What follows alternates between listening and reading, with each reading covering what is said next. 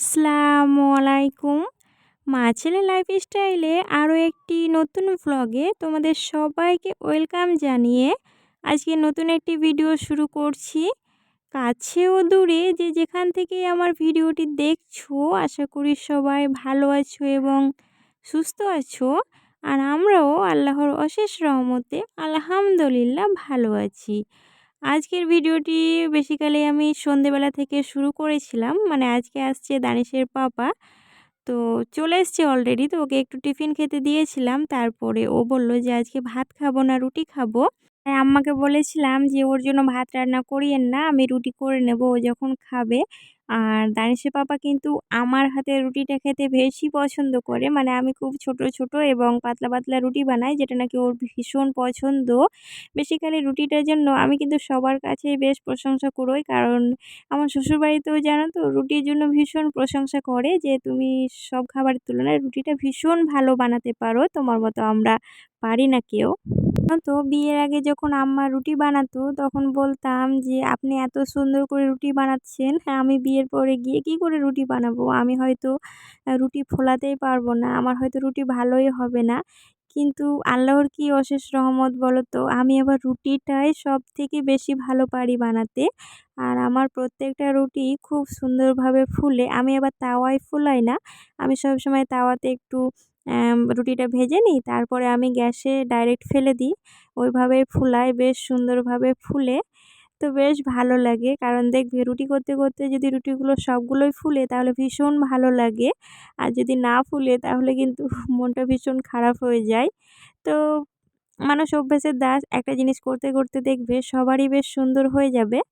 তো যাই হোক, এখানে আমি দানিশের পাপার জন্য সব রুটিগুলো একে, একে বানিয়ে নিচ্ছি। আর আমি একটা ছোট্ট হটপটে ঢুকিয়ে রাখছি। বড় হটপটটা আর লাগালাম না। যেহেতু ৬ থেকে ৭ টা আমি রুটি করব।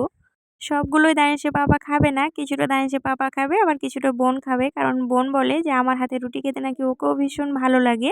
তাই ওর জন্য করে নিলাম। আর এদিকে আব্বু হোটেল থেকে কিনে দিয়ে পাঠিয়েছিল তড়কা।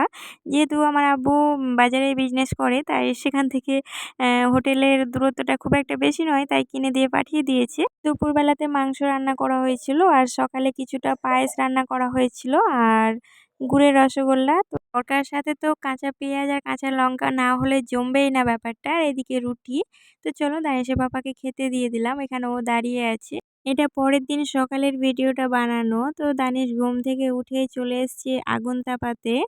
কারণ আমার দাদু, দিদা, আব্বু সবাই মিলে এখানে আগুন তাপায়। তো দানিশ সেটা দেখেছে, দেখে, দেখে ফলো করার চেষ্টা করছে। আর ভীষণ সুন্দর ফলোটা করতে পেরেছে ও। এদিকে দেখো পুচকে বাচ্চাটা এসে আগুনে কিছুটা জ্বালানি দিয়ে দিচ্ছে যেন আগুনটা আরও জোরে হয়ে যায়। মানে এইটুকু বাচ্চারও কতটা বুদ্ধি! এটা কিন্তু আমার কাকুর ছেলে, ভাই আমাদের। এই দুটোই, ওরা ২ ভাই। তো ওদের দৃশ্যটা দেখতে বেশ ভালো লাগছিল, তাই একটু ক্যাপচার করে রাখলাম। এদিকে চলে এসেছি। দানিশের পাপার নাস্তাটা আমি রেডি করে নিয়েছি। এদিকে আম্মা বানিয়েছিল পায়েস, লুচি আর আলু ভাজা। তো ওকে খেতে দিয়ে এলাম। এদিকে আব্বু বাজারও দিয়ে পাঠিয়ে দিয়েছে। তো এখানে দিয়ে পাঠানো হয়েছিল মাটন। তো মাটনটা দেখছো কত সুন্দর। আর এই নাল্লির পিসগুলো না খেতে ভীষণ ভালো লাগে। তার সাথে কতগুলো কলিজা দিয়েছে। আর এই যে মাংসের পিসটা, এটা কিন্তু দানিশের পাপা খেতে ভীষণ পছন্দ করেন। আর এদিকে দানিশের পাপা কালকে আসার সময় কিছু ফল নিয়ে এসেছিল। তো সেই ফলগুলোই ভাবলাম যে এখন আমি রেখে দিই ঝুড়িতে করে, না হলে আবার প্লাস্টিকে থেকে পচে যাবে। তো এখানে বেশ কিছু অ্যাপেল এবং কমলালেবু নিয়ে এসেছিল। আর এখন তো কমলালেবুর সিজন, কমলালেবুটা খুবই পাওয়া যাচ্ছে। আর দানিশ কিন্তু কমলালেবু খেতে ভীষণ ভালোবাসছে। তবে দানিশের পাপা কি জানো তো, কখনোই দেখে কিনবে না কোনো জিনিস। তাই সবসময় ওকে খারাপ দিয়ে দেয়। এই যে আজকে একটা লেবু এবং একটা আপেল খারাপ দিয়েছিল। সেগুলো মানে আজকে যদি না খায় তাহলে কিন্তু নষ্ট হয়ে যায়। এদিকে আম্মা রান্না বসিয়ে দিয়েছে। ভাত অলরেডি হয়ে গিয়েছে। সব সবজিগুলোও হয়ে গিয়েছে। জাস্ট এখন মাংসটা কষাচ্ছে। এদিকে বানানো হয়েছিল আলু ভাজা, পটল ভাজা আর একটা মিক্স সবজি, যেটা খেতে আমাদের বাড়ির সবাই ভীষণ পছন্দ করে। মানে মাংসের সঙ্গে মিক্স সবজিটা চাই। আর এদিকে মাংসটাও কষানো হয়ে গিয়েছে। এবার এটাকে প্রেসার কুকারে দিয়ে দেবে একটু নরম হওয়ার জন্য। আর আমাদের কিন্তু মাংস কষার পর প্রেসার কুকারে সেদ্ধ করে নেই, তাহলে ভীষণ নরম হয়। আর আমাদের বাড়ির সবাই নরম জিনিসটাই খেতে বেশি পছন্দ করেন। এখানে গরম জলও বসানো হয়েছিল, পরিমাণ মতো গরম জল। প্রেসার কুকারে দিয়ে ঢাকনা দিয়ে কটা সিটি দিতে হবে, ৪ থেকে ৫টা। যেহেতু কষা কষতে, কষতে অনেকটাই সেদ্ধ হয়ে যায়, মোটামুটি 50% আর 50% প্রেসারে দিলে সেদ্ধ হয়ে যাবে। এখানে ৪টা সিটি আসা পর্যন্ত অপেক্ষা করে নেবে। আর এদিকে আমি চলে গেলাম আমার কাজকর্ম করতে। শুধু ভিডিও করে বেড়ালে হবে, কিছু তো আমাকেও করতে হবে। এদিকে আমি ঝাড় দিতে চলে এসেছি। বেসিক্যালি বাবার বাড়ি গিয়ে মাঝে মধ্যে ঝাড়টা আমি দিই। এখন যে রুমটা আমি ঝাড় দিচ্ছি এটা আমার আব্বু আম্মার রুম।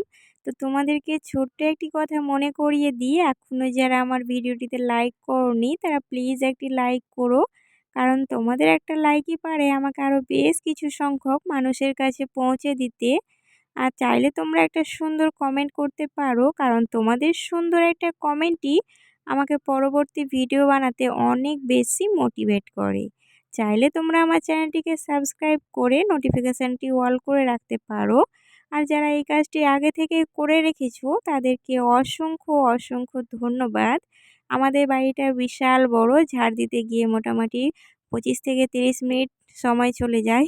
মানে মানুষজন কম কিন্তু বাড়িটা বিশাল বড়। এদিকে আমি আঙিনাটাও ঝাড় দিয়ে নিচ্ছি। ঝাড় দেওয়ার পরে দানিশকে স্নান করিয়ে রেডি করিয়ে ওর পাপার কাছে দিয়ে দেব। আজকে আমার খুব একটা ঝামেলা নেই, স্নান করানোর পর ওকে একটু সামলাতে হয় আমাকে। তো আজকে তো ওর পাপা আছে, ওর পাপাই সামলাবে। আর পাপার সঙ্গে একটু খেলাধুলো করছে, দেখো ওকে স্নান করিয়ে রেডি করিয়ে দিয়েছি। আর দানিশ খুবই পাপা ভক্ত বলতে পারো, পাপা ছাড়া ও কিছুই বোঝে না। যতক্ষণ পাপা থাকবে ততক্ষণ পাপার চারিপাশে ঘুরু ঘুরু করবে। আর পাপা চলে যায় তখনই শুধু আমার প্রয়োজন হয়, এতটাই ওর পাপার প্রতি ওর ভালোবাসা। এদিকে আয়হান আর দানিশ দুজনেই ওর পাপার সঙ্গে খেলা করছে। দুটো চেয়ারে দানিশ বসছিল, সেই চেয়ার দুটো কখনকার জানো? সেই চেয়ার দুটো আমার দিদির বয়সের। দিদি যখন হয়েছিল তখন আমার আব্বু দুটো চেয়ার নিয়ে এসেছিল। তো সেই তখনকার যুগের চেয়ার এখনও আছে। দিদি বসেছে, তারপর আমি, তারপর বোন, তারপর দিদির ছেলে মেয়ে লাবিব, মাহিরা, তারপরে দানিশ, আয়হান। আরও কতদিন যাবে এই চেয়ারগুলো, এখনও বেশ সুন্দর আছে। আরও পরে যারা আসবে তারাও কিন্তু এই চেয়ারটাই বসতে পারবে। বুঝতে পারছো কত দিনের চেয়ার। আর আমার আম্মা সব জিনিসই ভীষণ যত্ন করে রাখতেন বলে এতটা দিন হয়তো গিয়েছে। আর আগেকার যুগের জিনিসপত্র বেশ শক্ত। এই চেয়ারগুলো জানো তখনই আমার আব্বু কিনেছিল 60 টাকা করে। এখনকার যুগের জিনিসগুলা খুব একটা ভালো নয়, খুব একটা কি খুবই খারাপ বলবো। কারণ দানিশের জন্য একটা সুপ্রিম কোম্পানির চেয়ার কিনে নিয়ে আসা হয়েছিল। দানিশের যখন ওই 2 বছর মতো বয়স ছিল, তো মোটামুটি ও 5-6 মাস ব্যবহার করার পরেই চেয়ারটা কিন্তু নিজে নিজেই ফেটে গিয়েছিল। খুবই বাজে কোয়ালিটি বলতে পারো। ভীষণ খারাপ লাগছিল যে এত দাম দিয়ে কিনলাম, 360 টাকা দিয়ে কিনেছিলাম। তো এখানে 60 আর এখানে 360, বুঝতে পারছো কতটা তফাৎ। তবু এই চেয়ারগুলো এখনও আছে, বেশ ভালো লাগে, স্মৃতি হিসাবে রাখা আছে। তো তোমাদের সঙ্গে একটু গল্পটা শেয়ার করে দিলাম। তো আমি স্নানটা কমপ্লিট করে দানিশের পাপার জন্য ভাতটা বেড়ে দিয়েছিলাম, তারপরে চলে এসেছিলাম আমি আর বোন ওপরে খেতে। আর দানিশকেও কিন্তু আগেই খাইয়ে দিয়েছিলাম। শর্ট ভিডিও বানাচ্ছিলাম তাই প্লেটটাকে খুব সুন্দর করে রেডি করেছিলাম। খাবারের শর্ট ভিডিও বানানো হয়েছিল। তো এদিকে আমি আর বোন দুজন মিলে খেয়ে নিচ্ছি, আর মিষ্টি মিষ্টি রোদ সাথে নিয়ে ভাত খেতে কিন্তু বেশ ভালো লাগছিল। আর প্রায়ই আমরা আগে ওপরে ভাত খেতাম, তবে এখন আর খাওয়া হয় না, কারণ আব্বু দোকান থেকে এসে তাড়াহুড়ো করে ভাত খেয়ে 10 মিনিট রেস্ট নিয়ে আবার দোকান যাবে, সেই জন্য আর এখন ওপরে আসা হয় না। তো বেশ ভালো লাগছিল অনেক দিন পরে ওপরে বসে খেতে। আর এদিকে দানিশ আয়হানও ঘোরাঘুরি করছিল, তো আয়হানকে ওর মাম্মি খাইয়ে দিচ্ছিল। তো ও কোনো মতেই ভাত খাচ্ছিল না, শুধু একটা পটল নিয়ে ফাজলামো করছিল, দেখতেই পেলে ওর মুখটা কেমন করছিল। আর এদিকে আবার দানিশ এসছে, বলছে মাম্মি আমাকে খাইয়ে দাও। তো ওকে আমি একটা কলজে দিতে গেলাম, তো না, ও নেবে মিষ্টি। ও মিষ্টি খেতে না ভীষণ ভালোবাসে, মিষ্টি ওর ফেভারিট বলতে পারো। আর গুড়ের রসগোল্লা হলে তার কোনো কথাই হবে না। খাওয়া দাওয়ার পরে অনেকক্ষণ রেস্ট নিয়েছিলাম। এখন তো দুপুরবেলায় ঘুমাতে সেরকম ভালো লাগে না, দুপুরে ঘুমিয়ে গেলে আবার রাতে ঘুম আসতে চায় না, তাই একটু শুয়ে শুয়ে মোবাইল দেখছিলাম, ওই এডিট ফেডিট এগুলোই করছিলাম। আর সন্ধেবেলায় চলে এসেছি দানিশের পাপার জন্য একটু চা বানাতে। তো ভাবলাম যে প্রথমে একটা ডিম সেদ্ধ হতে দিই, তারপর চাটা বানিয়ে নেব। আর বাড়ির সবার জন্য চা বানানো হবে, তবে সেটা আম্মা বানাবে।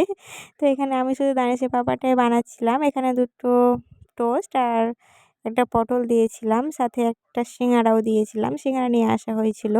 আর শীতের দিনে এরকম গরম, গরম জিনিস খেতে বেশ ভালোই লাগে। আর দানিশের পাপা কিন্তু লাল চাটা খেতে বেশি পছন্দ করে, দুধ চা খেতে চায় না। তবে আমি লাল চাটা খুব একটা ভালো বানাতে পারি না। তাই ওকে বলি দুধ চাই খেয়ে নাও। তবে এখানে খাই আর মানে বাড়িতে হলে কোনো মতেই কিন্তু দুধ চা খাবে না। তো যাই হোক, এখানে খুব সুন্দর করে ১ কাপ আমি চা বানিয়ে দিলাম। দেখো কত সুন্দর হয়েছে চায়ের কালারটা। এবার জাস্ট আমি আমার বড়বাবুকে গিয়ে দিয়ে দিই।